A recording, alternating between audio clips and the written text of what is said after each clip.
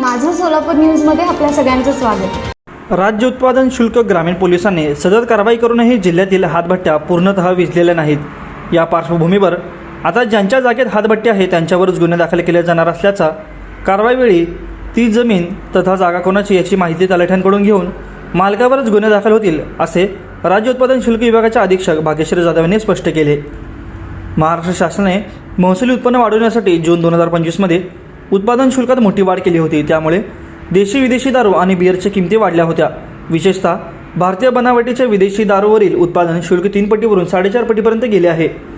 देशी विदेशी दारूची विक्री घटली असून अनेक जण हातभट्टीच्या नादी लागले आहेत। सोलापूर जिल्ह्यातील मुळेगाव तांडा, शिवाजीनगर, तळे हिप्परगा, गुळवंची, दोड्डी यासह अन्य ठिकाणी हातभट्ट्यांचे प्रमाण वाढले असून या पार्श्वभूमीवर राज्य उत्पादन शुल्क विभागाने जिल्ह्यातील हातभट्ट्यांवरील कारवाई वाढवलेली आहे। पथकाने दहिटणे ते बक्षी हिप्परगा रोडवर हातभट्टीसाठी मळे घेऊन जाणारा पिकअप पकडला, तर दुसरीकडे शिवाजीनगर व गुळवंचीतील हातभट्ट्यांवरील छापेमारी केली। दोन्ही कारवाईमध्ये राज्य उत्पादन शुल्क विभागाने 19 लाखांचा मुद्देमाल हस्त केला। माझं सोलापूर न्यूज या यूट्यूब चॅनलला सबस्क्राईब करा आणि बेल आयकॉन प्रेस करायला विसरू नका।